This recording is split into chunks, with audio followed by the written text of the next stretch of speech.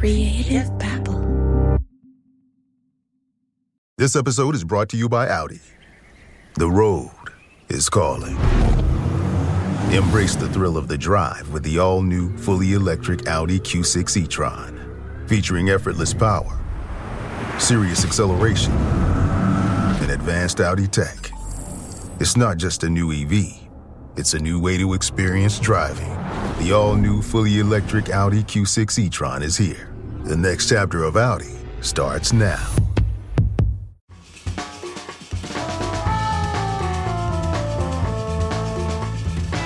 We're here today with Elliot Sol Abrams, who is a criminal defense attorney here in Raleigh, North Carolina. Neil McTighe with the Ponzi Playbook podcast, and Javier Leyva with Pretend podcast. That's right. But also the Ponzi Playbook.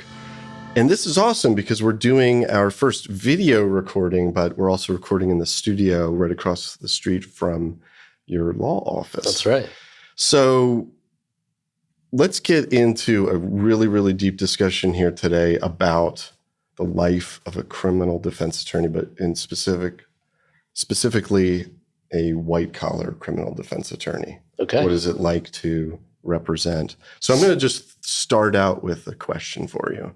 Let's just say that somebody's home and office was raided by the FBI. This is yesterday. Everything was taken, all the papers, the computers, the files. And that individual is, a high-profile individual in the community, and their life is now upended. Maybe they suspected something was about to happen, or maybe not, but there was a raid, there was a search warrant. That individual now has to seek out defense because tough times are coming, right? If they weren't already. How does that look in the first days when that phone call comes in or that person drops off at your office and says, I need help. I don't know what the heck is going on. Can you walk us through the psychology and the world of that moment? Yeah. So I think, it strikes people very differently depending in large part on whether they knew it was coming, how the raid actually went. Often folks who are raided, particularly in white collar scenarios, have lawyers that they can call. And so occasionally will show up sort of as that's happening. Mm-hmm. And usually one of the purposes of a raid, particularly in this day and time when everything almost is online, is a big show of force where the government is telling you through its actions, you really better not mess with us. Look how much power we have. And so just by way of an example, this is a number of years ago, but a raid of a company. It's, got a big storefront and then a big warehouse, and it was an environmental case, and the agents come in with the vest we've all seen on TV that say FBI or ATF, or in this case, EPA. They've got, their machine guns, and they treat it just like it's a raid of a cartel member's lab. And so, that experience is really jarring for people who live in this world of white collar business. They figure if something happens, I'll get a nice letter that says, please, come see me. Yeah. And I think breaking that sense of normalcy is one of the reasons that we have the raids that we have. It's just, it has very different impacts on different people. There's different personality types. We've all seen a number of different people go through the same sort of traumatic event and handle it differently. But at the core of it, it is a traumatic event. Yeah. And you're saying in many ways that traumatic event is by design for the trauma to induce, possibly, you could even use the word coerce, cooperation, or at least maybe the willingness to maybe settle or accept a plea, because here we are with this mighty force in your face, while it still has the information gathering element to it, because obviously there are things. There are hard drives, there are print files and things like that. So it serves both functions, but the show of force, oftentimes white collar criminals aren't necessarily, I mean, we see the sort of the red collar criminal, the one who goes out and is willing to commit, physical violence. But for the most part, these are tame individuals. These aren't maybe not even individuals who would have a weapon, maybe. Or a defense attorney, right? Yeah. That's what I'm thinking is, when somebody is involved in a white collar crime like this, I'm just assuming that you're jumping in after the fact. So you have a lot of detective work to do on your end too, right? Absolutely. Because I guess my question is, these people find you, they've just been involved possibly in a raid. What's that first meeting like to deconstruct and try to extract as much information from that client who might not even be fully transparent with you at the moment? The first meeting, I think, in most circumstances should be a meeting where we establish not just, come in and tell me what happened, but in large part, put aside what's happened. It's so traumatic, it's hard for folks to really start telling you in a way that's useful, here's all the information you need. A lot of times, if you focus on the thing that's the scariest or they're most worried about at first, they're going to maybe paint a picture that's more rosy than an objective observer might paint it. So a lot of times you just need to learn about the person. Who are they? Where did they come from? What do they care about? What are some experiences that they've had growing up? And you got to understand how you can help somebody who doesn't know you, right? The first time you go to a doctor, if the first thing they said to you before you don't walk in, they don't say hello, they just say, okay, well, pull down your pants, right? I mean, it's sort of what you're asking somebody to do. You got to build that relationship. Right. Yeah. And so, the first meeting, the first couple meetings really, I think, should be that, experience of really building a picture of who this person is so that they know that you're actually there to help them. Yeah. Right? Because most folks, honestly, most people I had a federal prosecutor say this to me, that he believes that most people who commit fraud don't realize it. And so, at the beginning, until they're arrested, and then someone paints the picture for them from somebody else's their eyes. own narrative. Yeah, we need a psychologist in on that one, but that's certainly somebody who has a bird's eye view of it, right? And I've seen that play out. I have another podcast called Pretend, and I deal with a lot of people who are con artists, right? Like what we call con artists. And I feel like the people that have that label didn't start out wanting to con somebody. I think their point of view in life is a little different than most people, right? Like they want to create a win-win situation, right? Except it turns around when we start losing, I still got to win, right? And so that creates this dynamic where I could see where by the time they get to you, they were altruistic, right? They were doing a good thing, and it just got out of hand, right? This business venture was always going to work, and if we just keep it going, if we just get another investor, the Ponzi scheme is such a great example because the true Ponzi scheme is always a fraud, right? There never was an idea, there never was a product, there never was a real investment. Most things at the outset are real in the person's mind, and they just can't give up on the dream. And so they lie to get more money. And eventually, if it really becomes a Ponzi scheme, if they're just pocketing the money. Right. Absolutely. It almost reminds me of a gambler, right? Like where you're like, double down. And there's a lot of evidence that, addictive personalities and also those who are addicted to gambling end up running Ponzi schemes. We saw the Rick Siskey case, right? Yeah. 10 million of that money was just at casinos. I think we've seen numerous examples of that. In fact, folks have started Ponzi schemes to pay off gambling debts. Right. It's very common. Yep.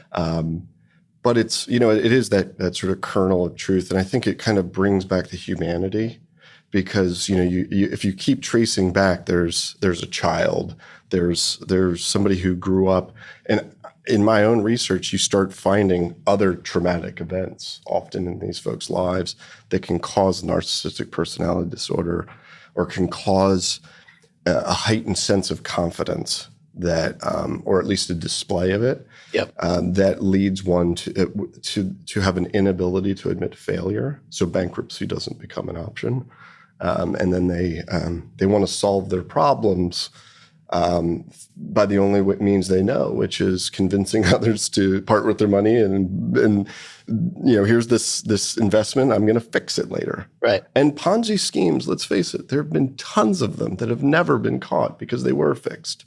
Some folks do hit something and they pay off, and then the bad intent is subsided.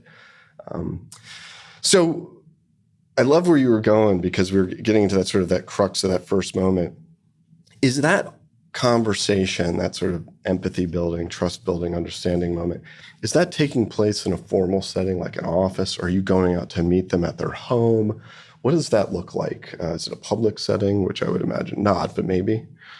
Yes and no. I mean, it's either private space, either their home office, my office. It's similar. I think a lot of times we're dealing with the exchange sort of like a cancer doctor is dealing with a patient that comes in that has a test. It may not be cancer, right? But it's something we really need to look into. And so, how bad is it? And we don't know. And we're not going to know. What's wild about the first meeting is they want answers. But I don't know anything. I don't know what you've done. I don't know if you're telling me the truth about what you've done. I don't know what the government thinks you've done. I don't know what evidence there is. And so, someone wants answers, but what they really need is someone that they can trust that will help them take a bad situation and try to find the best way through it. Yeah. And, for me, learning about someone, and it's not just earning their trust for the sake of them trusting me. It's also, if you disclose to me a bunch of information about yourself that's personal to you, I'm going to care about you. Mm-hmm. If we talk about your kids and I have a picture of who your kids are, if we talk about your hopes and dreams and those, and where you came from and those things, now all of a sudden you're a full person to me, and you're trusting me. And so it's my responsibility now to take care of that person. Yeah. And so much of the side of prosecuting is there are trainings where prosecutors are instructed about how to think about the people they're going after so that they don't have that empathy for them, because it's not super helpful to be a prosecutor who's super worried about the target's children, right? Because that's tough. Yeah. And so both sides, prosecutors are really important in our system. Defense lawyers are really important in our system. Yeah. And everybody's got to play their role at a really high level to make sure, because the stakes are so high here. They are so high. I wonder, you made me think about that. The whole cancer analogy is a great analogy, because how long do I have to live? When is this nightmare going to be over, right? And I guess one option for many people caught in these predicaments, whether it's a Ponzi scheme or just a general fraud case, is that cooperation, right? And cooperating and maybe even dodging the bullet altogether. At what point do those conversations happen? So a lot of the timeline is driven by the government. If you've got, the Peters case is a good example of where the people who cooperated never got charged. Mm-hmm. And how that's a dance, right? There's no science to this stuff. You've got, the prosecutor in that case can't say to the people who he wants to cooperate, you won't get charged. Because if he makes that promise, he's got to disclose that. And apparently there was no disclosure related to that. Can you tell people who are not familiar about just briefly. It's in 2017, a very high profile case, the Stephen Peters Ponzi scheme case. We're talking about a $15 million fraud. The Vision Quest Ponzi scheme was probably the most prominent Ponzi scheme in the Raleigh, Durham, or the Triangle area of North Carolina in the last 5-6 years. But yeah, that's a great example. You were going down the path there of that sort of those first, those sort of first months and leading up to those. What is it like when you're sitting back and let's say you have a sealed affidavit for a search warrant? You don't have access, and the judge is denying you access to protect the integrity of the investigation. What is it like trying to navigate those waters, and how much correspondence is there between you as a defense attorney and a client and the government? Are they just, popping up out of the blue, or is it all happening in the courts? Is there some behind the scenes stuff, phone calls going on? Can you walk us through that sort of pre-indictment world where things are sealed? Absolutely. So a lot is happening outside of court. Almost nothing's happening in court. Okay. And if stuff is happening in court, it's that we're involved in, it's usually sealed as well. But it's rare that before an indictment, there's much going on in court where both sides are participating. I mean, every time there's a search warrant, that's effectively a court proceeding, but because it's sealed and one-sided, it's not what we think of as court. Yeah. You're just going in and asking. It just has some evidence in the docket. There's something there, even if it maybe it's not even there in the docket. But right. Yeah. So what's happening is efforts to gather information with meetings with the prosecutors and agents if they participate, which they usually do, and then often our own investigation where we've hired mostly retired federal agents that go and do an investigation so we can figure out, what is the government seeing and kind of where is this going. Security and compliance don't just build trust, they demand it.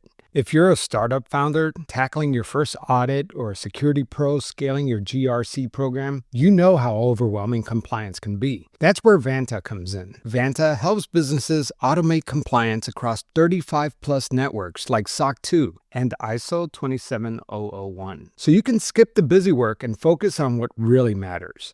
It centralizes security workflows, speeds up questionnaires by 5 times, and helps you stay ahead of vendor risk. And it's not just a time saver, it's a money saver too. A new IDC white paper found that Vanta customers achieve $535,000 per year in benefits, and the platform pays for itself in just 3 months. More than 9,000 companies, including Atlassian, Cora, Factory, trust Vanta to manage risk and improve security in real time. Want to try it for less? For a limited time, you can get $1,000 off at vanta.com/Ponzi. That's VANTA.com/Ponzi for your exclusive discount. This episode is brought to you by Amazon Business. How can you free up your team from time-consuming office tasks? Amazon Business empowers leaders to not only streamline purchasing, but better support their teams so they can focus on strategy and growth. Free up your teams and focus on your future. Learn more about the technology, insights, and support available at amazonbusiness.com. So I've had it explained to me that, without going too deep into the finances of your legal profession, but I've wondered about that, right? You have somebody who has their assets restrained. They don't have access to maybe their entire, all of the money that they had before, maybe just a small amount. They really can't get a job. How do these folks afford or pay for the type of representation that you're providing? I mean, I've heard figures of, $800 an hour, $900,000 an hour, criminal defense, up to trial being $1 million in white collar cases or more. And, the amount of hours that's involved. How does somebody who has no access to money anymore or little pay? And how will they ever pay if they have this massive restitution over them? Yeah. So, I mean, the bottom line is if you don't have any money, then it's likely you're not going to have the lawyer of your choice. You're not going to have, you're going to have a public defender. And the way that there's a system for that where if you've got someone who is a target of a federal criminal investigation where the government presumes they have money, and they come to see a lawyer and it becomes clear there's no money. Yeah. Then the lawyer on behalf of the target can ask the federal prosecutors to send a target letter. And what that does is it entitles the target to go and get a court-appointed lawyer before indictment. So there's this safeguard that's similar to what we know of as the court-appointed process. Outside of that, it's a pretty rare case where every dollar that someone has been seized, particularly now after the Chamberlain case. That was a case that my office handled where... And you had, if I remember correctly, this is where you had some commentary that was kind of influential in terms of the case law? So it was, we had a special forces officer that we represented who was accused of stealing a small amount of money. When he wouldn't plead guilty, the government came in and seized assets for not just to cover his amount, but to cover all of the other members of his unit, and said, well, because you're part of a conspiracy with them, we can take your money that we know is legitimate because the government paid it to you, not like they found the igloo cooler full of cash, but like just his actual W-2 money that he'd put in. And it was unquestionable that the government was seizing it from him to try to safeguard the money that other people had stolen. Yeah. And only the Fourth Circuit allowed that. Every other circuit in the country had said you can't do that. You can't seize untainted assets in advance of a conviction. It's interesting because I see some conservative sort of legal principles prevailing in my analysis of the Fourth Circuit, and that seems to be the opposite of a conservative view, right? You want to protect the rights of the individual, but yet in this case, it's in a sort of an expansiveness of government's ability to. So that's a landmark that changes drastically. So that was effectively altered as a result of this case, this Chamberlain case. That's right. So then, since that case, the Fourth Circuit went in line with everybody else and said the only money that the feds can seize pre-trial in most cases is the actual tainted money. So, and that's it. If you stole $1,000, that $1,000 went into a bank account, they can seize $1,000 from the bank account. Yeah. If you then, let's say there was $0 in the bank account, all the money in the bank account is this illegal money, and then you go and buy a car. Imagine you could buy a $1,000 car. The car is now tainted as well, so they could seize the car, but they can't go and take some other money in your 401k to replace it. Or money that's in a trust or handled outside of that person's entity, right? Like, I guess there are other ways to stash your money, right? Well, we've seen plenty of cases too, where if it's the SEC and not the DOJ, and they just don't wield the same sort of power. Where like the Eric Dalius case, where it's like he's still got his home, he's there, and he's able to liquidate it at a profit, pay off the restitution, and go start something else. But this is interesting stuff. And that the money side of it's tough, right? You have to have really hard conversations with people, and we have to be flexible on our side when someone doesn't have enough money really to get the complete defense that it would cost them if we charge them everything. And there's a high retainer, I would imagine, up front, right? Because if you're going to be investing all this time, I mean, once a major case hits, it could take all of your time for a significant chunk.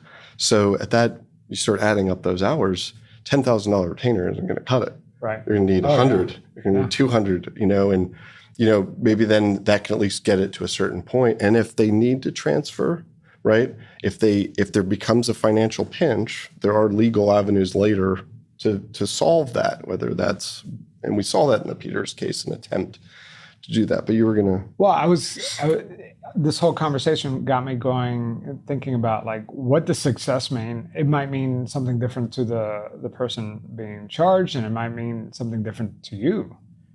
So, Elliot, I've seen you in the courtroom. It was awesome. I got to see you in a case that I was certain that man was going to be convicted, the way that it looked. But then I heard you walk the jury through sort of minutia about the limits of the law, of what the police could do and this and that. And this is not a white collar matter. And your client was set free that very day. I tried to put myself in your shoes. How do you get to a place, you're a young guy. I would imagine you're probably in your early 40s, but you've handled some high profile cases. The NCAA case with the paper classes, which was a big case even nationally. Can you talk about your background and experience, both in education, but also what drove you to this profession where you were able in a courtroom to do that dance? I call it a dance with all due respect, because I know it's about the law, but it is an art. Can you walk us through the boy growing up to now? Sure, I'll try. So I'm from Raleigh, North Carolina. I'm the second of 4 boys in my family. My family is teachers and lawyers. So we've been teachers and lawyers for many generations. I am named after my dad's father, who I never got to meet. He was a lawyer in Greenville, South Carolina. I'm actually wearing his watch here. Oh, yeah. Well, that's beautiful.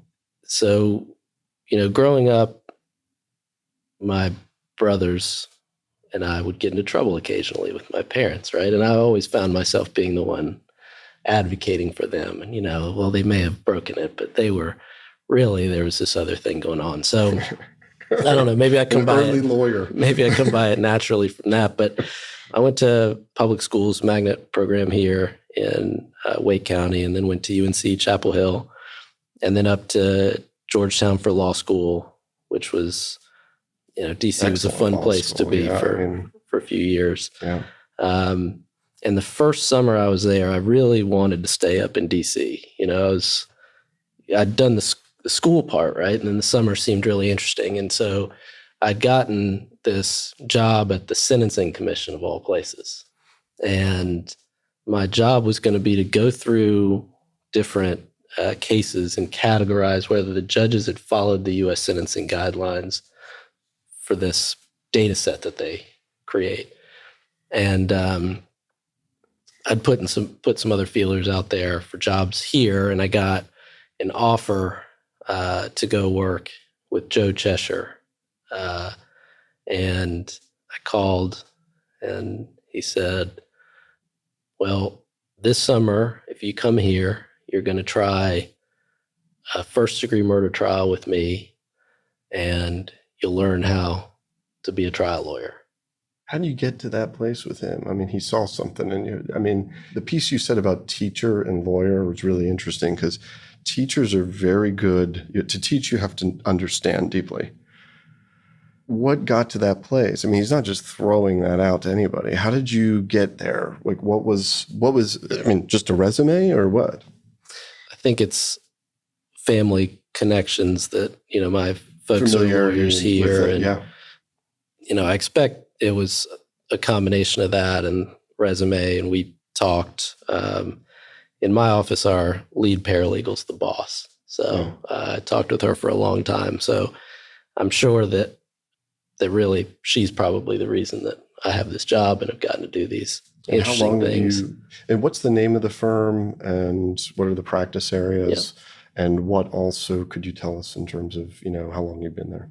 So it's Cheshire Parker Schneider. It's we do criminal defense, everything from federal white collar to we've got folks that do state cases from up to and including murder cases.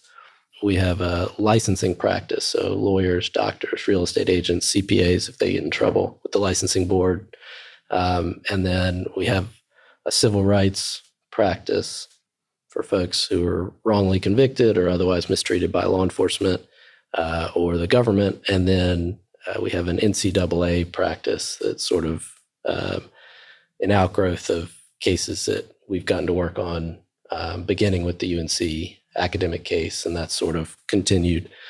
So that's, our firm does a lot of different things. I think the unifying thing is if, we represent individuals and we take, protecting people and their future really seriously. Okay. What's the drive or the passion that you have to be on the defense side in criminal law? So had that call with Joe, who said, we're going to try this first degree murder case, and you're going to learn how to do it right. And so I called my older brother and I said, I really want to stay in DC. And he said, I can't use the words he said, but he said, you take that job. You take that job. Probably not ethically. Unlike us. We can bleep him. Unlike us, he has an image to protect. Yeah, I don't mind. And so I did. I took the job and I came down, and the first thing I did as that summer was I drove with Joe out to the this massive office in Winston-Salem, and we went in and we were going to have this one of the best lawyers ever, Jim Cooney, was going to be cross-examining our client as a practice run for his trial. And it's a great case. It's a self-defense case where it involves a divorce and a turned down offer of a lot of money from our client. And our client's estranged wife tried to stab his penis off with a spear and ran him through twice. And then he had a pocket knife, and to defend himself, with the pocket knife. With his pocket knife, he killed her. I guess if you get the right cut. And so I think of Bobbit a little bit. Yeah. So we're walking into that meeting. I'm going to go meet the client for the first time, and Joe turns to me and he says, "It's really wrong what I'm doing to you right now." And I said, "What are you talking about? This is the greatest opportunity anybody could ever have. Who wants to be a lawyer?" And he says, "Criminal law is a narcotic. Once you do this, you're going to be hooked." And so you're an addict. That's it. Yeah.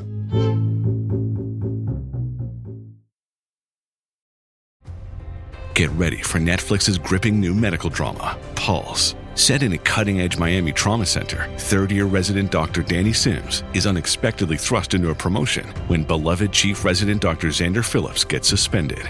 Then, with the emotional and physical stakes at their highest, a storm will push the hospital and its residents to their limits. Witness how life can change in a heartbeat when you're operating under pressure. Watch Pulse April 3rd, only on Netflix. Does it ever feel like you're a marketing professional just speaking into the void? Well, with LinkedIn ads, you can know you're reaching the right decision makers. You can even target buyers by job title, industry, company, seniority, skills. Wait, did I say job title yet? Get started today and see how you can avoid the void and reach the right buyers with LinkedIn ads. We'll even give you a $100 credit on your next campaign. Get started at linkedin.com/results. Terms and conditions apply. That question could apply to any defense attorney, right? Not just a white-collar defense attorney, because a lot of people, you could understand why you would want to be a prosecutor, but sometimes in a case, the prosecutor is on the wrong side of the thing. And I love that earlier you said that you try to get to know your client, because you have to represent them, you have to fight for them, and you see more nuance, I'm sure, than the government sees, right? Absolutely. On paper, we could. Yeah. And the humanity piece again, like, I know it's hard to talk about empathy and the way that we look at victims and newspaper clippings and how stories are broke. But to go back to that, the history of folks, we had the, so for example, we had the Register of Deeds here in White County, Right. who was hoarding hundreds and hundreds of thousands of, petty cash transactions. And where was it? It was just in the bank. She was able to just fork over like $900,000. I think it was in a shoebox in her closet. Was it in a shoebox? Yeah. But it all went back to this trauma. And I believe it's real. Right. The way that it was just the fact that there was hoarding and not lavish spending. Now there is that malintent piece. What would you have done with the shoebox in the end? Was it just about having the shoebox for safety, or were you going to then spend it upon? Right. No, that never happened. So that's all speculation. But the psychology of it, there is a human being who was a very respected person, a very important office, who ended up in that situation. And imagine at the outset of the case where the person is innocent until proven guilty, right? Yeah. That's really important because innocent people get convicted with substantial regularity, unfortunately, in our system, right? And so it's easy as an observer, and we're all guilty of this. You read something, you say, well, they're definitely guilty, right? But they're not definitely guilty, right? In fact, they're innocent, right? But I mean, imagine that they're actually innocent, not just legally innocent. Yes. Well, you have to look at it from that point of view, right? Exactly. Because otherwise, then everybody's against your client, including your own lawyer, right? Yeah.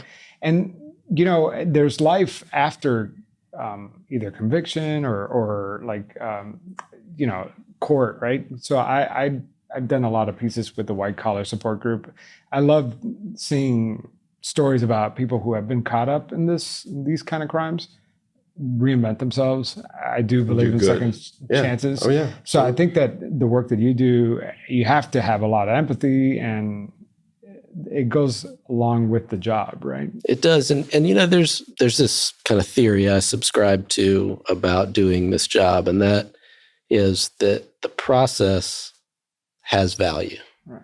And it has real world value. So imagine a situation in which you're 13 years old and you cut grass in your neighborhood for some extra money, go buy baseball cards. Mm-hmm. And it's a hot day and you're walking to go cut your neighbor's grass and you find a $20 bill on the ground.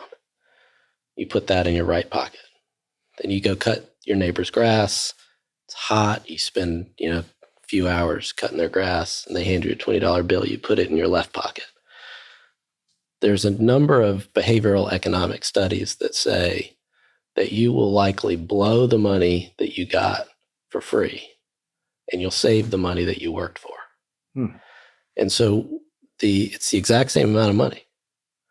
And so the value that somebody ascribes to the dollars that they earn is in large part driven by the process through which they earn it. Yeah. Well, that's why free lunches taste better, right? But if you apply that to what we do for a living, if you hire a lawyer who says, well, I just don't believe anybody's innocent, so you better take a plea, and the government's going to win anyway, so even if you're innocent, just sign on this piece of paper. That person goes and let's say they do a year in jail, or prison, whatever.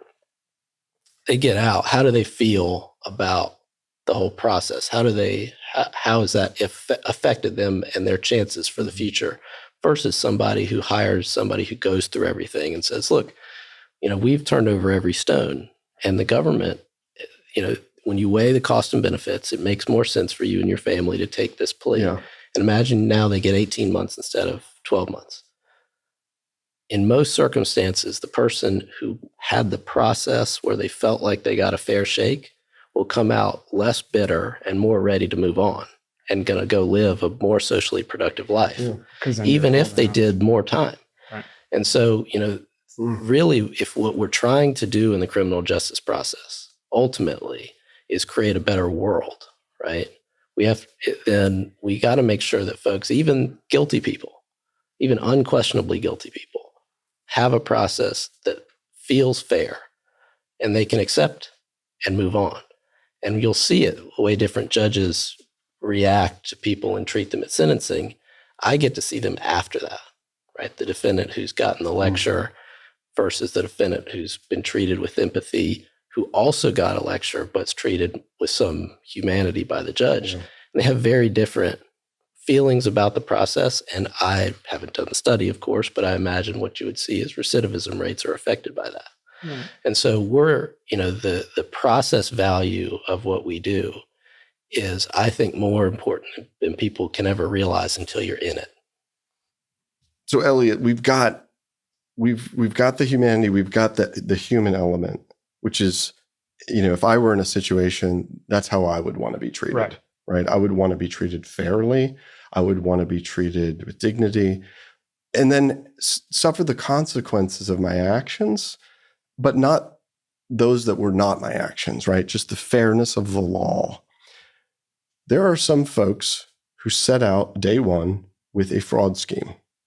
They target specific individuals, and they go out and they commit horrendous economic crimes, economic homicide in many ways. Sometimes it results in people dying, whether that's because they don't have the money to pay for certain things, or the stress, or just they're greedy. Yeah.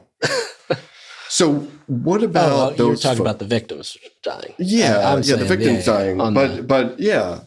Fair clarification there. But when you're dealing with one of these folks, you can walk this. You still have the law.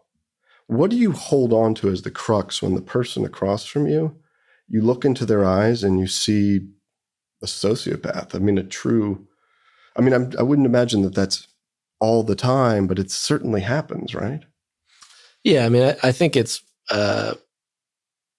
rarer than you might expect, but those people are out there. Mm-hmm. And you can imagine that one of the reasons for one of these initial long meetings is to size somebody up. Is this someone that I really feel like investing in? Sure. And there's different reasons people take cases, but in large part, we have a system where we count on good prosecutors. We have a system where we count on extensive investigations, right? And it's not often that the person who is unquestionably guilty of one of these, kind of crimes that we think of as there's no coming back from, is going to walk absent a mistake or some malfeasance on the part of the investigative side that lets them off, right? And so what we do in a lot of these more, when you're pushing law enforcement to follow the law and make sure that they do things correctly, it's like a quality test, so that hopefully when we get to that one case where this person has got to go away, there aren't mistakes that have been made that have become sort of normalized that allow that person to go. And then in federal court, there's the good faith exception to the Fourth Amendment. There's a number of other kind of backstops, but I'd say it's pretty rare that you run into someone who's this is a conversation that we have actually, like among the kind of criminal defense bar of how many actual complete and total sociopaths do you think you've represented? Yeah. And those types of people are often folks charged with specific crimes. You can imagine the sex offender bucket and the murder. Most murders are heat of passion, or so there's something where you can say gosh, I can sort of see how someone could get here. Yeah. And then there's in the corner, right? Yeah. But there are some where you're just, this person just set out to kill someone for that reason. But, in the white collar space, it's so interesting to try to find that person, who is that person, because they don't have the markers that you would see in in the murder case where someone has decided they're going to kill somebody for the pleasure of it. How many people are just stealing for the pleasure of it versus they're just greedy and they wanted the money, right? And so it's an interesting concept to apply to yeah. to fraudsters. And these are archetypal things too, like the idea of sociopath. Like we talk about it, but you can't understand the sociopathic mind unless, and even they can. It's almost like this barrage, right? Like what is that thing? Because, oh, I have empathy. I can't understand what it's like to not have empathy. The person who doesn't have empathy can't understand it, vice versa. So how does the one is trying to understand the other? Right. There's always a gap, man and a woman. How do they, So I always found that kind of interesting. You can talk fancy, but really when you get down to it, what is even empathy? There's a lot of. Yeah. So, I mean, I would imagine that what does success look like for a client of yours versus what does success look like for you? I'm sure those are two different things, right? I'd say the goal is to match those things up. What's hard about the job is that it's not often easy for someone who's not in the room, part of these privileged discussions, to understand what a success was in a particular case. But one of the common things you need to do in trying to figure out what strategy to employ is to basically just put on a board, this is the most important value I have in this particular case. Some people would go to prison forever to keep their money. Some people would give away all their money to avoid going to prison. But there's other things in this, how do we, if you've got a license to protect, and then what's probably less often understood is, if you've got, or in North Carolina, we have a lot of family businesses. And you can imagine there's been a lot of resolutions of cases in order to save family members. Oh, yeah. And then as a criminal defense lawyer, you sort of have to reevaluate, particularly in federal court where 97 plus cases are resolved by guilty plea. A success is a less severe punishment that achieves as many of those goals the client has as possible. But if you say success for me as a criminal defense lawyer doing federal criminal defense is none of my clients get convicted, well, you will not be a success. Yeah. And we don't want a system where, there's so many innocent people who are charged that the only success is an acquittal. All right. Well, Elliot, thank you so much for coming on the Ponzi Playbook. This was a fascinating conversation. I'm so glad that we were able to record it and have our listeners listen to it, because I'm sure everyone has had these questions, and it's such a rare opportunity to just sit down and talk about this, because we cover a lot of cases, but we never really look at it from this point of view. So thank you so much for taking the time. Yeah, absolutely. Thank you for having me. Thank you. Yeah.